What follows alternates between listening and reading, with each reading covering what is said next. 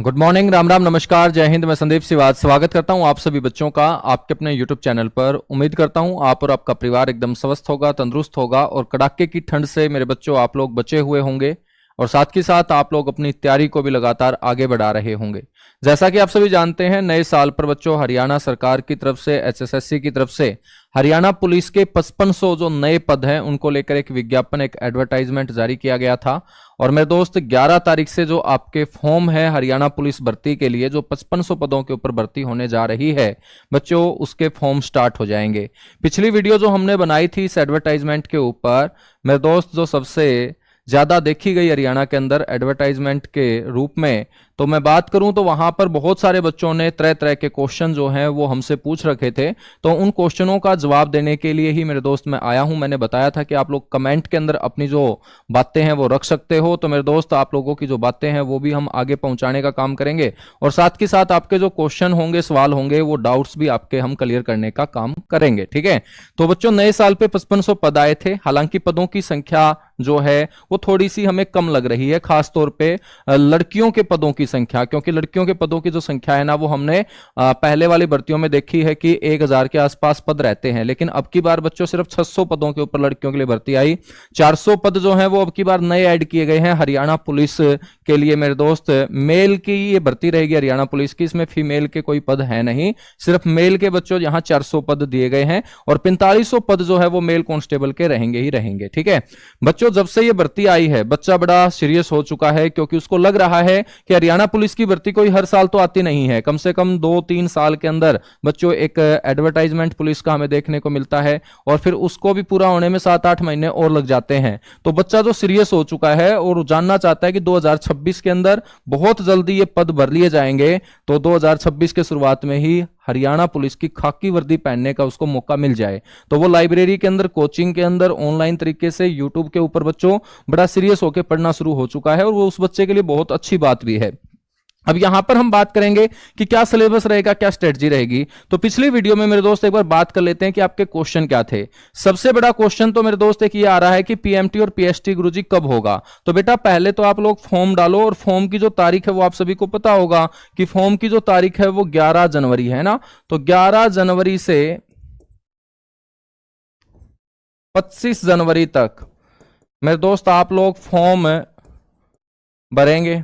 ठीक है, तो ये फॉर्म भरने की तारीख है, कहीं तुम सोचो पीएमटी पीएसटी की तारीख है। ठीक है, तो फॉर्म मेरे दोस्त आपको भरना है और जब आप फॉर्म भर लोगे ना तो उसके 1 महीने के अंदर बच्चों आपको पीएमटी और पीएसटी की डेट मिल जाएगी। तो मेरे अकॉर्डिंग ये आपकी मेरे दोस्त फरवरी के एंड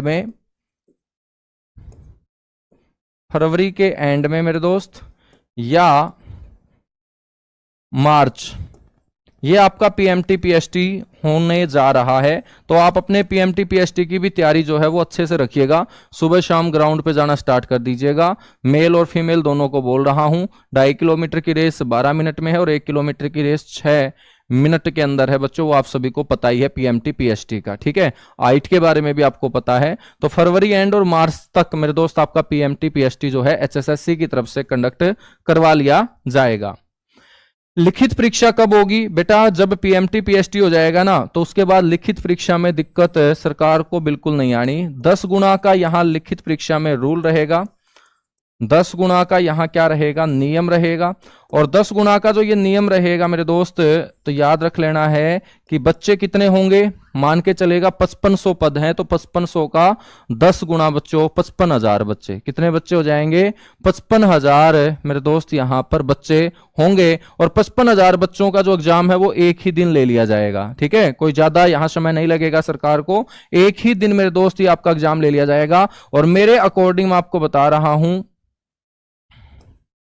मई महीने के अंदर मेरे दोस्त आपकी ये लिखित परीक्षा जो है ना, मई महीने में मैं संभावित बता रहा हूं। देखिएगा बाकी तो सारा का सारा काम जो है ना वो एचएसएससी करेगी, लेकिन जो मैं लेके आता हूं डेट लगभग मेरे दोस्त उसके आसपास वो घटित हो जाता है। ठीक है, तो ये मैं आपको एक संभावित बता रहा हूं, कहीं तुम सोचो कि यार बिल्कुल फाइनल है, फाइनल नहीं है, ये एक संभावित डेट है, लगभग इसी के आसपास चीजें घटित होगी। बेटा सिलेबस क्या रहेगा, सिलेबस को लेकर भी बहुत सारे बच्चों के क्वेश्चन आ रहे हैं, क्योंकि अब की बार बच्चों इंग्लिश और हिंदी को एडवर्टाइजमेंट में कहीं जगह नहीं मिली, कहीं पर भी नहीं लिखा गया है कि भाई इंग्लिश हिंदी से हम क्वेश्चन पूछेंगे। तो मेरे अकॉर्डिंग फिर इंग्लिश और हिंदी मेरे दोस्त आएगी भी नहीं, ठीक है, इंग्लिश हिंदी आएगी भी नहीं। तो आपका जो सिलेबस क्या रहेगा उसके बारे में मैं अभी आपको बताऊंगा।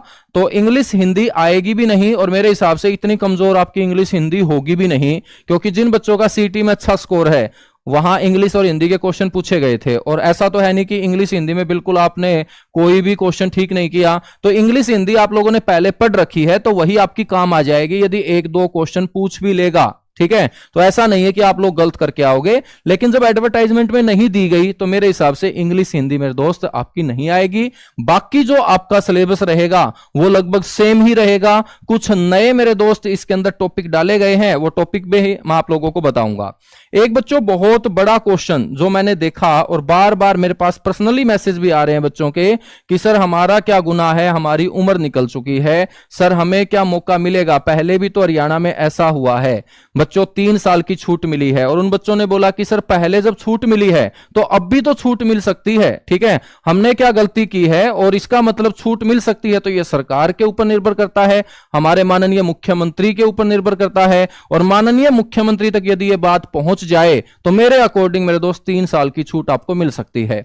और इस छूट को कैसे मेरे दोस्त हम ले सकते हैं उन बच्चों के लिए जिनकी एज हो चुकी है, मैं अंकित सर से बात करूंगा इस बारे में, है ना। तो अभी यूपी पुलिस के अंदर भी बच्चों जो एडवर्टाइजमेंट आया था वहां 3 साल की छूट योगी आदित्यनाथ उत्तर प्रदेश के सीएम ने भी उत्तर प्रदेश के बच्चों को दी।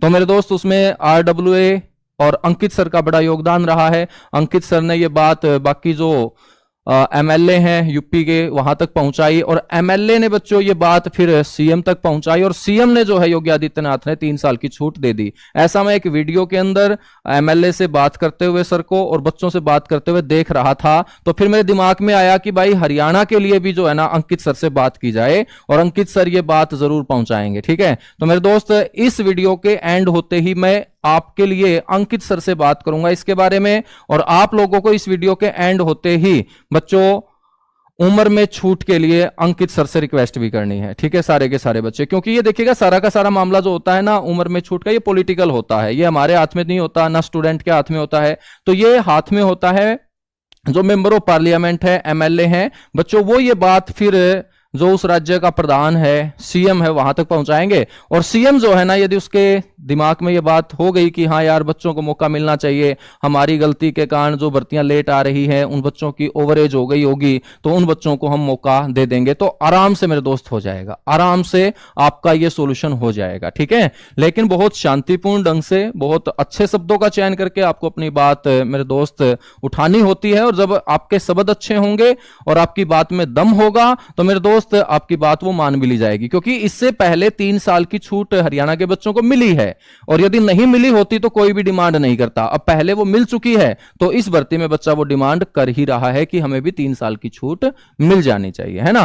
तो अंकित सर से मेरे दोस्त मैं स्पेशल इसके ऊपर बात करूंगा, और वो आपके लिए वीडियो भी बनाएंगे, और साथ के साथ मेरे दोस्त जो बात पहुंचानी है वो वहां तक पहुंचा देंगे, ठीक है।